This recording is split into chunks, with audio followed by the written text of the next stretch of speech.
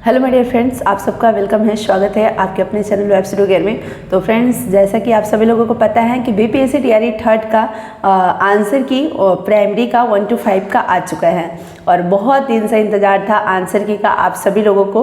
तो आंसर की फाइनली आ चुका है। मैं तो अभी देखी हूँ क्योंकि मैं पूरे दिन स्कूल में व्यस्त थी और स्कूल से अभी मैं जस्ट आई हूँ और जैसे ही मैं आई घर तो सबसे पहले बीपीएससी का साइट ओपन करी, आंसर की देखी, बाकी जो भी उसमें और एक दो नोटिफिकेशन थे उसको मैंने देखा। उसके बाद मुझे लगा कि आप सभी लोगों से 2 मिनट बातें कर लेनी चाहिए। ऐसे भी टाइम तो मिलता नहीं है तो मैं उतना अभी अपडेट नहीं रहती हूँ और आप सभी लोगों को कुछ बता नहीं पाती हूँ या वीडियो नहीं अपलोड कर पाती हूँ क्योंकि हमारा अभी एचएस का ड्यूटी चल रहा है और ये पूरा सितंबर अगस्त तो चलेगा ही। अगस्त तो अब एंड हो रहा है लेकिन पूरा सितंबर भी रहने वाला है क्योंकि 2 मंथ का रहता है। तो 1 अगस्त से अभी चल रहा है, पूरा सितंबर रहेगा। तो थोड़ा पूरे सितंबर तक इसी प्रकार से मतलब थोड़ा मैं बिज़ी रहूँगी। उसके बाद फिर 10 अक्टूबर से हमारे विद्यालय में 1 मंथ के लिए 30 दिन की छुट्टी हो जाएगी। तो उसके बाद टाइम मिल पाएगा तो आप सभी लोगों से रूबरू अच्छे से हो पाऊंगी। लेकिन उससे पहले बहुत सारी चीज़ें हैं जिसके ऊपर हमें बात करनी है। अक्टूबर छुट्टी में सोची हूँ कि प्लान करके आप सभी लोगों को बताऊंगी, टीआरई 4 की स्ट्रैटेजी बताऊंगी, जो भी साइंस है आपका, मैथ्स जो भी है। तो आप सभी लोग चैनल को सब्सक्राइब जरूर कर लेना, फॉलो कर लेना। थोड़ी बहुत ज़रूर आप सभी लोगों को इस चैनल के माध्यम से हेल्प जरूर मिलेगी। मैं कोशिश करूँगी कि इस चैनल के माध्यम से आप सभी लोगों को हेल्प मिल सके, आप सभी लोगों के जो प्रिपरेशन है उसमें हेल्पिंग हो सके ये चैनल। तो फ्रेंड्स, जैसा कि मैं अभी बात करना चाहूँगी आंसर के ऊपर। आंसर की आना शुरू हो चुका है लेकिन अभी 6 to 8, 9 to 10, 11, 12 का भी आंसर की नहीं आया है। लेकिन हमें घबराने की जरूरत नहीं है। मतलब कि जब आना शुरू हो गया तो धीरे धीरे वो सब भी आंसर की आ जाएगा और हम सभी लोग भी मैच करेंगे। बट मैं अभी यही बताना चाहूँगी 1 to 5 के जो भी कैंडिडेट्स हैं 1 to 5 के पेपर दिए तो अपना आंसर की तो मैच कर ही लिए होंगे। जो नहीं किए होंगे वो अपना कर लीजिएगा। आप जरूर बताइएगा कितने मार्क्स बन रहे हैं। और मैं ये देखो कोई कट ऑफ बताने वाली नहीं हूँ क्योंकि मैंने पहले भी नहीं कट ऑफ बताया, अभी भी नहीं बता रही क्योंकि कट ऑफ बताना अपने आप में बहुत मुश्किल काम होता है। कट ऑफ बताने से मुझे लगता है कि बहुत स्टूडेंट के ऊपर इफेक्ट पड़ता है, मेंटली कहीं ना कहीं वो प्रेशराइज होंगे अभी कट ऑफ सुन करके। इसलिए अभी आप सभी लोगों को कोई टेंशन नहीं लेना है। कम मार्क्स बन रहा है फिर भी रिलैक्स रहना है और ज़्यादा बन रहा है फिर भी रिलैक्स रहना है, नॉर्मल रहना है। और अगर एवरेज बन रहा है फिर भी नॉर्मल रहना है, ठीक है। क्या पता मतलब कि जिसका एवरेज बन रहा है वो अगर निगेटिव अभी सोचने लगे और रिजल्ट आए तो उनका सिलेक्शन हो जाए तो अभी निगेटिव सोचने का कोई मतलब फ़ायदा होने वाला तो है नहीं। इसलिए आप पॉजिटिव ही सोचिए, निगेटिव सोचने से कोई फ़ायदा नहीं होगा। तो आप पॉजिटिव रहिए, आप ये मानिए, अब विश्वास कीजिए कि आपका सिलेक्शन हो गया है, ठीक है। पिछले बार के कट ऑफ के अकॉर्डिंग बस अपने माइंड में मैं सेट करके चल रही हूँ। पिछले बार का जो कट ऑफ है उसके अकॉर्डिंग अगर मतलब मार्क्स हमारा बन रहा है तो मतलब हमें ज़्यादा टेंशन लेने की जरूरत नहीं है। मैं ये नहीं बता रही हूँ कि पिछली बार का जो कट ऑफ है वही कट ऑफ रहेगा, ठीक है। लेकिन सॉरी फ्रेंड्स, उसके आसपास अगर हैं तो मतलब आपको पॉजिटिव रहना है, ठीक है। नेगेटिव नहीं होना है, किसी भी सिचुएशन में नेगेटिव नहीं होना है क्योंकि जो पॉजिटिविटी होती है वो हमारे अंदर एक कॉन्फिडेंस डेवलप करती है और कॉन्फिडेंस जब हमारे अंदर डेवलप रहता है तो हमारे ऊपर मतलब हमारे दिमाग के ऊपर किसी भी तरह कोई प्रेशर नहीं होता है। और कहीं ना कहीं हमने ये देखा है पॉजिटिव थिंकिंग का ये रिजल्ट भी होता है पॉजिटिव, ठीक है। इसलिए हमें पॉजिटिव अभी सोचना है।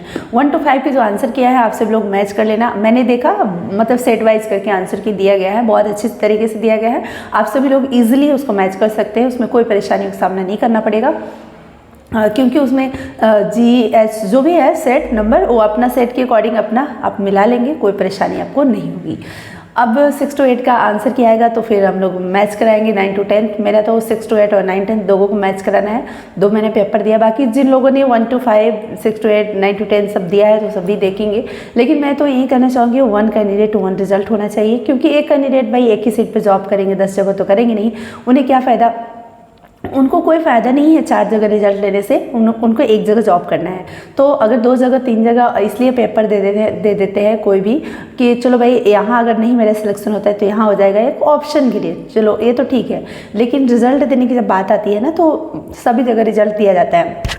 अब यहाँ पर एक समस्या ये क्रिएट होती है कि भाई अगर हम 6 to 8 में भी हमारा रिजल्ट आया, 9 10th में भी आया, गवर्नमेंट ने अपने तरीके से 9 10th में हमें रिजल्ट दे दिया और 6 to 8 में हमारे सीट कैंसिल कर दिया और 9 10th के लिए अगर डॉक्यूमेंट वेरिफिकेशन हुआ और हम एलिजिबल नहीं हुए तो फिर तो जो जॉब है वो हमारे हाथ से चली जाएगी। तो नहीं, इसके लिए आप सभी लोगों ने भी कमेंट्स करा था और ये सही भी है कि डॉक्यूमेंट वेरिफिकेशन पहले हो जाना चाहिए। मतलब कि रिजल्ट देने से पहले सब कुछ वेरीफाई कर लेना चाहिए कि हम जिसको रिजल्ट दे रहे हैं, जिसको हम मतलब सेलेक्ट कर रहे हैं, वो वास्तव में एलिजिबल है या नहीं। हाँ, बाकी तो ओरिजिनल मतलब डॉक्यूमेंट्स की वेरिफिकेशन की बात होती है तो चलते रहता है, क्योंकि आपकी यूनिवर्सिटी में वेरीफाई करना, आप जहाँ से डिग्री लिए हो, ये सारी चीज़ें एक दिन में और इतने कम टाइम में पॉसिबल नहीं हो पाता है। लेकिन फिर भी जिस बेसिस पर आज के डेट में आप सभी लोगों ने भी देखा होगा न्यूज़ में भी कि बहुत सारे जो टीचर्स हैं उनको इनएलिजिबल किया गया है, उनको अपना जवाब देने के लिए स्पष्टीकरण पर भेजा गया है, जवाब देने के लिए कहा गया है।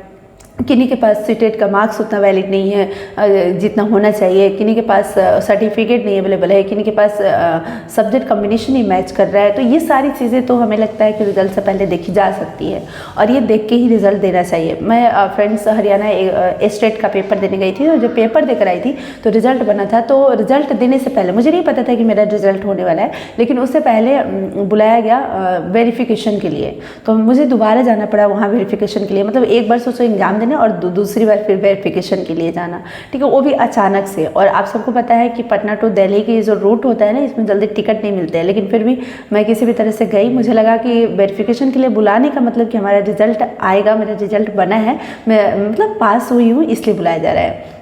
तो मुझे ये चीज़ पता नहीं था, क्योंकि मैंने तो कभी ये पेपर दिया नहीं था, कभी मतलब एग्ज़ाम का उतना एक्सपीरियंस नहीं था। मैं पढ़ने पढ़ाने में केवल रहती थी और कोई जॉब का मैं प्रिपरेशन नहीं करती थी, तो ये सब कुछ हमें आइडिया नहीं था। लेकिन हरियाणा की एक मेरी दोस्त थी, तो उसने बताया कि नहीं, जिसका रिजल्ट होता है वहाँ उसको यहाँ पर वेरिफिकेशन के लिए बुलाया जाता है। तो यानी कि तुम्हारा रिजल्ट हो गया है इसलिए बुलाया जा रहा है, तो आकर के वेरिफिकेशन अपना करा लो तो ज़्यादा बेटर रहेगा। तो मैं फिर से गई वहाँ पर, वेरिफिकेशन कराई, उसके बाद मेरा रिजल्ट आया स्टेट का। उसी प्रकार से फ्रेंड्स मुझे लगता है कि बीपीएससी में हो जाना चाहिए तो ज़्यादा बेटर रहेगा। इसमें तो वहाँ पर तो केवल पास और फेल की बात होती है ना, स्टेट है तो, लेकिन यहाँ पर तो एक जॉब की बात होती है, एक सीट की बात होती है। वेरिफिकेशन करके रिजल्ट देने पर ज़्यादा बेहतर होगा। एक तो मतलब जो कैंडिडेट कहीं ना कहीं यहाँ से, मान लो कैसे 10,000 कैंडिडेट हैं जो मल्टीपल सीट पर वो अगर सिलेक्शन लेते हैं, तो वो 10,000 स्टूडेंट को वो सीट छोड़ते हैं। अगर मान लो एक सीट अगर लेंगे और बाकी 1-2 सीट जैसे छोड़ेंगे, तो ऐसे मान लो अगर 10,000 भी सीट मतलब निकलता है तो 10,000 स्टूडेंट को जॉब मिल जाएगा। एक एग्जाम्पल बता रहे हैं, ठीक है। दूसरा, जो स्टूडेंट अगर जॉब लेने के बाद अगर इनएलिजिबल होते हैं तो उनको बाहर निकाला जाता है ज्वाइनिंग लेटर के बाद, ज्वाइन करने के बाद, तो उन्हें बहुत बुरा फील होता होगा, उनके जो फैमिली होते होंगे ना, उन्हें भी अच्छा नहीं लगता होगा। और ये चीज़ें मुझे लगती है ना कि अच्छी नहीं है, ठीक है। तो इसलिए किसी को भी अगर ज्वाइनिंग लेटर दे रहे हैं तो सब कुछ जांच करके और उसके बाद ज्वाइनिंग लेटर दे तो ज़्यादा बेहतर होगा उस व्यक्ति के लिए भी जो उस जॉब में आ रहा है और उस व्यक्ति के लिए भी जो कहीं ना कहीं 1-2 नंबर से छूट जा रहा है, दोनों के लिए बेनिफिशियल होगा। तो खैर देखते हैं हम सभी लोग कि इसके ऊपर क्या डिसीजन लेती है गवर्नमेंट, और जो बीपीएससी है और बाकी शिक्षा विभाग जो भी है वो क्या डिसीजन लेती है और किस तरीके से रिजल्ट दिया जाता है। लेकिन अभी हम सभी लोगों का तो यही मांग रहेगा कि 1 कैंडिडेट 1 रिजल्ट, और रिजल्ट से पहले डॉक्यूमेंट वेरिफिकेशन, ताकि जिनका मतलब रिजल्ट आ रहा है वो भी सेफ, बाकी जो लोग 1-2 नंबर से निकल रहे हैं उन्हें भी मौका मिलेगा, और जो जॉब में आएंगे वो भी कहीं ना कहीं कंफर्टेबल फील करेंगे कि हाँ हम एलिजिबल होकर आए हैं। और नहीं तो फिर उनका मन में अगर डाउट बना रहेगा कि मेरे इतने मार्क्स पर हम एलिजिबल है नहीं है, बाद में निकाल तो नहीं दिया जाएगा, इस तरह की जो चीज़ें माइंड में चलती है ना, तो इससे भी वो कहीं ना कहीं दूर रहेंगे। यानी ओवरऑल सभी के लिए कहीं ना कहीं बेनिफिशियल होगा। और बाकी जो फाइनल वेरिफिकेशन होता है उसके लिए तो लॉन्ग टाइम लगता है, समय लगता है, तो चलते रहता है। तो बाद में ऐसे 1-2 ऐसे कैंडिडेट हो सकते हैं कि निकले जिनका ओरिजिनल सर्टिफिकेट में किसी भी तरह की कोई त्रुटि पाई जाए तो उनको निकाला जाए। लेकिन मैक्सिमम जो चीज़ें होती है ना, मैक्सिमम 99% हमें लगता है कि डॉक्यूमेंट वेरिफिकेशन अगर पहले होकर रिजल्ट दिया जाए तो इस तरह की चीज़ें नहीं आएगी। बाकी गवर्नमेंट की अब डिसीजन है। और फ्रेंड्स हम सभी लोग मैं यही कहना चाहूँगी कि वेट कर रहे हैं आंसर की के लिए। आंसर के आने के बाद फिर आपत्ति दर्ज करने की बात होती है, तो आप सभी लोग आपत्ति भी दर्ज कर सकते हैं। जिस भी क्वेश्चन में आपको डाउट लगता है, बीपीएससी के आंसर में आपको डाउट लगता है, तो उसके लिए। और 2 सितंबर से 23 सितंबर तक जो तात्वा जो कास्ट की बात यहाँ पर की जा रही थी, उनको एबीसी कैटेगरी के अंदर अपना सर्टिफिकेट अपलोड करने के लिए टाइम दिया गया है। तो यहाँ तक कि हम सबको यही लग रहा है, या लगता क्या है, मतलब जैसा कि आप लोगों ने इंटरव्यू में भी सुना होगा कि 23 सितंबर के बाद ही हम सभी लोगों को रिजल्ट आने की एक उम्मीद बनी हुई है, यानी कि सितंबर एंड तक रिजल्ट आने की उम्मीद है। यानी 1 मंथ और हम सभी लोगों को वेट करना पड़ेगा। ठीक है, जैसा आप सभी लोग वेट कर रहे हैं ना कि जल्दी से रिजल्ट आ जाए, वैसे मैं जॉब में होते हुए भी वेट कर रही हूँ कि जल्दी से रिजल्ट आ जाए।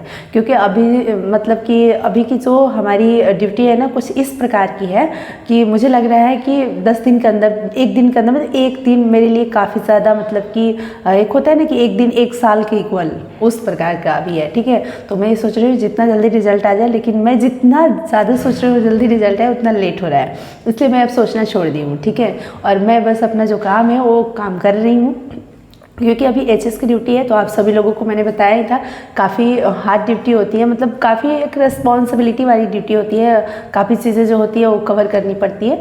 तो इस वजह से तो कोई बात नहीं है, इंसान को ना लाइफ में हमेशा सीखना चाहिए, और सीखने का कोई अंत नहीं होता है जीवन के। हमें लगता है कि आप लोगों ने बीएड में भी पढ़ा होगा कि जन्म से लेकर के मृत्यु तक इंसान सीखता है, और सीखने का जो प्रोसेस वो चलते रहता है। लेकिन हमारे कहने का मतलब हर चीज़ की एक लिमिटेशन होती है, हर चीज़ की कैपेसिटी होती है, हर किसी की कैपेसिटी होती है।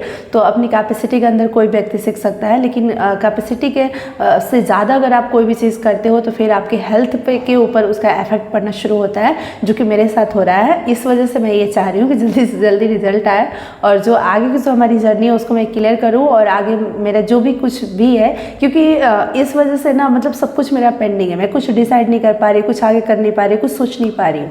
तो इस तरीके का मैं सोच रही हूँ कि रिजल्ट आ जाए, कहाँ पर सेट होना है, किस तरीके की क्या चीज़ें हैं, ताकि मैं आगे का प्लानिंग कर पाऊँ, आगे का सोच पाऊँ। ठीक है, तो बहुत सारे जो हमारे काम है वो पेंडिंग में पड़े हुए हैं इस वजह से। ठीक है, और अभी हमारा इग्नू से पीजी चल रहा है। जनवरी 2024 में मैंने एडमिशन लिया है। किसी ने कमेंट्स करा था कि इग्नू से पीजी करना या कोई भी डिग्री लेना क्या सही रहेगा, क्या वैलिड रहेगा कि नहीं, तो मैं बताना चाहूँगी बिल्कुल 100% वैलिड है। ठीक है, हाँ, एग्ज़ाम को लेकर आपने अगर कमेंट किया था कि एग्ज़ाम कैसा होता है, तो देखो एग्ज़ाम तो स्ट्रिक्टली होता है जैसा कि मैंने सुना, लेकिन अभी हमने तो एक भी पेपर दिया नहीं, तो मैं अपना एक्सपीरियंस क्या बताऊँ, बस किसी से सुनने के ही आधार पर मैं बता रही हूँ। लेकिन अभी हमारा कोई एग्ज़ाम का एक्सपीरियंस नहीं है इग्नू का, क्योंकि मेरा दिसंबर में एग्ज़ाम अभी होने वाला है, तो उसके बाद ही मैं अपना एक्सपीरियंस शेयर कर पाऊँगी, जो मेरा रियल एक्सपीरियंस होगा।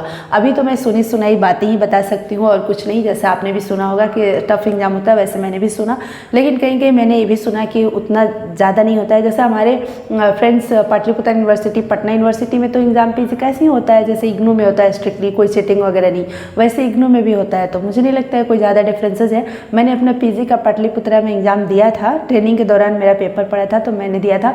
तो उसमें भी तो इसी तरीके से स्ट्रिक्टली एग्ज़ाम होता था, काफ़ी ज़्यादा मतलब चेकिंग वगैरह होती थी, लोग भी बीच में चेकिंग करने आते थे, सब लोग अपने जो भी पढ़ा हुआ था उसके बेसिस पर अपना एग्ज़ाम देता था। तो इसी प्रकार से इग्नू में होगा, और क्या होगा, और इससे ज़्यादा क्या स्ट्रिक्ट हो सकता है। बिल्कुल आपको चीटिंग नहीं करने दिया जाएगा, तो इससे ज़्यादा और क्या स्ट्रिक्ट होगा, अपना पढ़ाई करके अपना एग्ज़ाम देना है। थोड़ा बहुत कहीं कहीं होता है, ये मैंने सुना है, लेकिन अभी अपना रियल एक्सपीरियंस एग्ज़ाम के बाद मैं शेयर करूँगी। हाँ, वैलिडिटी के लेकर के मैं श्योर हूँ कि यहाँ पर 100% वैलिडिटी है, क्योंकि किसी से मुझे भी पता चला है कि बहुत सारे लोगों ने मतलब यूपीएससी भी क्रैक किया है, यूपीएससी का भी पेपर दिया है, इग्नू से पढ़ाई किया है डिस्टेंस से, तो कोई दिक्कत नहीं है। और एक नहीं, बहुत हज़ारों ऐसे स्टूडेंट हैं, लाखों हैं जो इग्नू से डिग्री लेते हैं और आगे जॉब करते हैं, तो इसमें कोई दिक्कत नहीं है। ठीक है, तो चलिए, थैंक यू सो मच आप सभी लोगों को। इस वीडियो में इतना ही, फिर मिलेंगे किसी और वीडियो में, किसी और टॉपिक के ऊपर बातें करेंगे। आप सब लोग कैसे हो कमेंट्स में ज़रूर बताना। Thank you so much friends, good night, bye bye.